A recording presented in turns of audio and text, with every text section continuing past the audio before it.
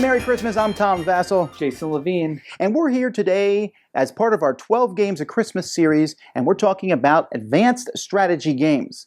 And this is the kind of game that we are recommending that you would buy for somebody who really likes to, a game with a meaty, has like a meaty, jump in.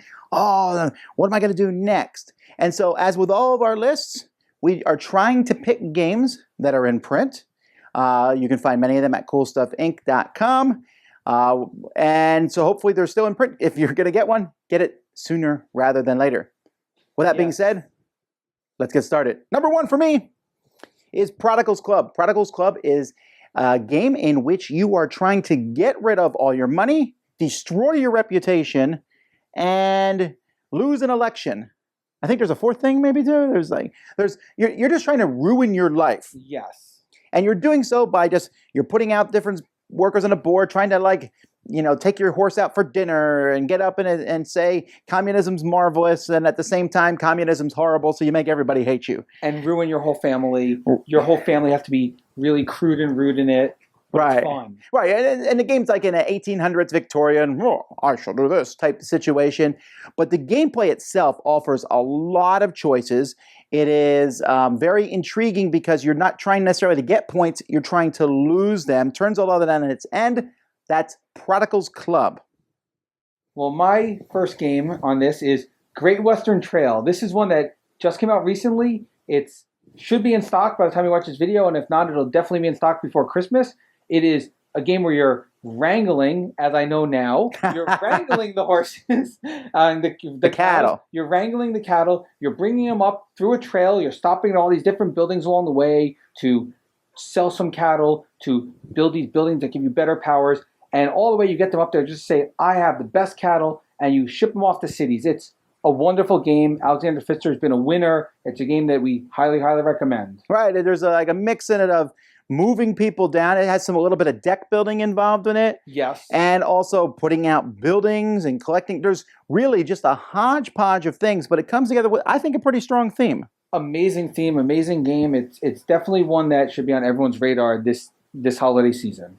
Codex is my next one. Codex is a two-player card game, which somehow mixes deck building, a little bit of Magic the Gathering, but at the same time, you can see the cards that you're picking, and it has 6 different colors. So at first aspect, you're like, well, this is another Magic the Gathering clone, but it isn't. It's actually built on a real-time strategy, like I'm trying to destroy your buildings and you destroy mine, like Warcraft style. But each of the different colors has an extremely different feel. It really offers an in-depth back and forth. The colors each are differentiated farther. Differentiated, and you really feel that you're playing different colors when you're doing this. And the colors, just like in Magic, the colors have very different powers. And after you play, you want to try a different color right away. Right, and it's also nice because you don't have to worry about, will I ever get this card in my deck? You will get the card, and then you can pick the cards maybe next time. So the game there's the tiniest bit of luck, I guess, in how your deck shuffles. But other than that, it's pure strategy. It's non-collectible. You can get everything you want. Just really enjoy this one, Codex. Yes, that deck building aspect where you pick them out yourself and you make your deck as you go, amazing.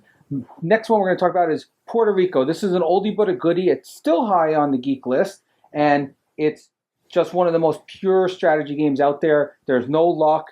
I guess there's a little bit of luck in which of the we're talking come out, but you're talking minimal portion of a percentage. A portion of a percent. This is all skill game. You're picking rolls. You're using those rolls to determine what you do each turn. There's a whole bunch of things you can do. You can build buildings. You can ship out goods. You can trade the goods for money. You can do a combination. Usually you want to settle on one of the things each game. Just a fabulous game. It's been ranked highly for 15 years now, and it's still one that is highly recommended for the holiday season. Right. There's a reason it's still in my collection, and it still gets played because it is really a classic game. And speaking of classic games, we're also going to recommend Caylus to you. Caylus is a game in which you are building a city or helping a king build a castle at the same time. Yes. It has, you're building these different buildings that will help you build this castle, and other people can use those buildings at a cost, of course, that you will charge them. But not all the buildings can get activated each turn because you're moving this little fellow called the Provost down. Caylus is a deep game. I mean, it's one of those games that a lot of other worker placement games where you place workers on the board, many of them are pretty simple. Caylus has some more beyond that. And I remember when this first came out, it was very popular, still popular today. Still popular, still a great game. I mean, I love the aspect of building those buildings on the outside part and then deciding, do I want to go to this one? Do I want to press my luck and go here? And then I'll have to push it forward. How quickly you drop out of turn order determines that everyone will have to spend more money once you drop out of turn order. Just so many good things going on in this game. Another game with a lot of good things going on is Orleans. I'm not sure which way to say it. Well, we know this one's good because before we played this video, before we recorded this video, we played this game. This game is great. We actually played expansion number 2, which you won't be able to get for Christmas unless you live in Europe. No, don't ruin that. Okay, so Orleans is what?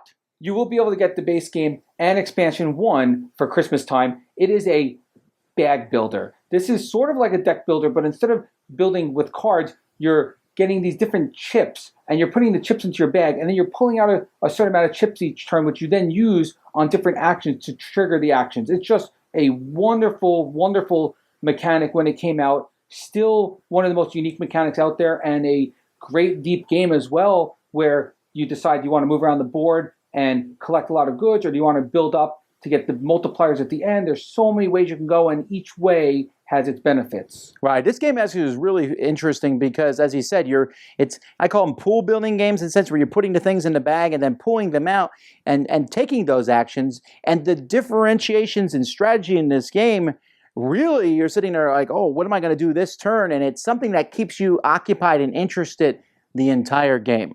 It really does. I'm not always a big fan of these Euro-style games, but this one really hits the spot.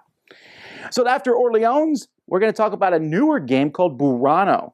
Burano is based on the city of, Burano, in which it's a beautiful city built on the side with all these different colored houses. And that's what this game is. You're putting these blocks out on the board and then building roofs on top of them. So when the game's done, it has almost a three-dimensional look to it. And in this game, you're going to be taking different actions and moving ships around the board and going in, but it's all these different actions kind of keep pointing you back to how are you going to build this city up. And the game really only has a few things you can do, but those few things kind of spiral out into more and more things. And not only is the game very gorgeous to look at, but offers a lot of great strategic decisions. Yes, it does. I mean, when you're building, there's so many ways you could build, and when you're going to roof, and just it's gorgeous to look at. It's a gorgeous game to look at, and it's got a lot of deep strategy in it. Definitely a great game. Another game with a lot of deep strategy, Through the Ages. Now this is a classic now. The new version is what you'll be able to find, Through the Ages, the new story of civilization. But this game is a classic. It's been around for over 10 years. It is, if you have to get one Civ game, it is the Civ building game to get. If you had to get one Civ game out there, there's mechanics where you have to worry about your pieces. You get pieces on, you have to spend them, because if you don't spend enough, then you're going to get taxed.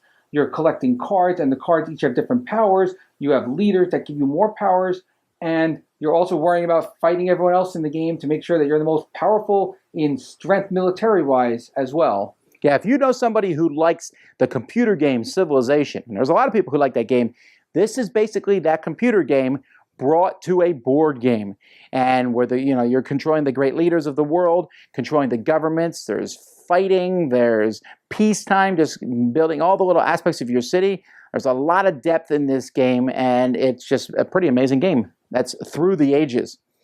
My number fifth game is Feast for Odin. Now, Feast for Odin is from Uwe Rosenberg, who you may have heard of his games before, like Agricola and Le Havre and Caverna. And honestly, you can put any of those on your list. They're all fantastic games. But Feast for Odin is the newest one, which has you a Viking going out, and there's Feast for Odin is a game that, honestly, the options you have every turn are so huge. We talk about other games where there's a few things to do. Feast for Odin, there's a ton of things to do. And all of it revolves around you kind of building a little puzzle. If you like Tetris, that's kind of the core of the game. And then everything else is how to effectively play this Tetris game, how to put pieces on there and cover up and get money and resources, and then have your feast every turn that you need to have. It's certainly one of his most complex games, but I feel that each successive play of it, for me, it's getting more and more intriguing. And there's really so many different ways to play the game. It's just amazing. It is. I mean, this I still think Le Havre is his best game, but this, for me, is his second best game. And this game has so many aspects in it. He's got the patchwork aspect where you're building. He's got the worker placement aspect, but he expanded on the worker placement where you don't just have an action for each worker. You have an action where you put it for one worker, if you put two workers, if you put 3 or 4. So you can put more workers and get an even more powerful action. It's Uwe Rosenberg at his finest, this game.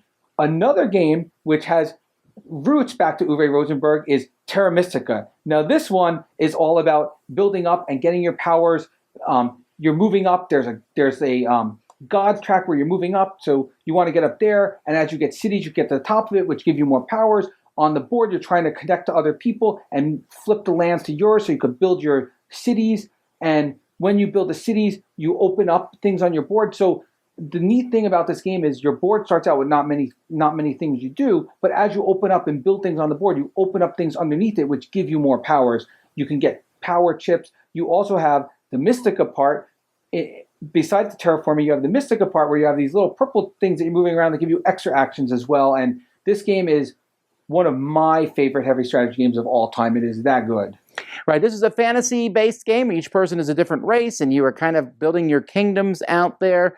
It is probably, of all the games we're mentioning today, the most complex one with the different actions going on. And you can tell it's even hard for us to kind of tell you what it is. This is almost one that you have to play to see really just how everything in this game comes together. All right, the last game I'm going to talk about is another classic game that was reprinted recently, El Grande, the big box version. There was like a 15th anniversary. El Grande has won many awards when it came out because it's so simple and yet offers some deep play. It's essentially area control. Who has the most cubes in each region in Spain? You're trying to control Spain. That's it. That's the whole game. And each game you're going to be playing a card and then doing what that card says. Now the big box version also adds an expansion which kind of flips the whole thing on its head. And both ways, both the original way of picking a couple cards or by playing one card that does both things, that's what the expansion does. Both ways, I think, are equally good, right? I think they're great. I mean, the expansion originally came out in a little card thing called the Konigan and Trinigan or whatever it was called. And it's basically an alternate set of cards, an alternate way to play, and it's just as good as the original game. In fact, every version of this, the game is 20 years old, came out in 96, and it is still that good of a game. It is one of the best area control games. There's a lot of things you have to worry about. You can move your pieces around the board and slide in areas and knock people out. It's just a phenomenal game. It lives up to its reputation and definitely one that you should all get this holiday season. Right, it's just cubes that you're putting on the board. That's really all it is, but you're trying to have the most, and it scales really well from 3 to 5 players, and it keeps you involved, doesn't seem to go too long. Very simple, bare bones game, but great. That's El Grande. Great. And now I saved the best for last. Food Chain Magnate. It's out there now. It's back in print. You can go get it right now at Cool Stuff. And this game is just phenomenal. It has tech building, but in a different way, because instead of tech building like a normal game, you're tech building with your company. So you have a CEO and you have a bunch of workers and you have a whole worker chain like the CEO and then a vice president reports to the CEO and then the hamburger chefs and the pizza chefs and the drink delivery people all report to the vice president. And you're really building a little fast food company. Empire? In there. Empire, yes. And in addition to that, you have a great pickup and deliver mechanism where you're fighting to be the one who delivers there, where you could undercut each other with prices. It really, really is wonderful in every way. All right, folks, well, those are 12 great strategy games that you can buy for other people, although, let's be honest, you're probably buying them for you. But check them out this Christmas. We hope you enjoy them. If you like these games and want to see other categories, hang on to the end of the video, and then you can click and link to the other games in our series, the best 12 games to buy for your friends, loved ones, and even enemies this Christmas. Until next time, I'm Tom Vassell. Jason Levine saying, ho, ho, ho, and go, go, go, get those games. Merry Christmas!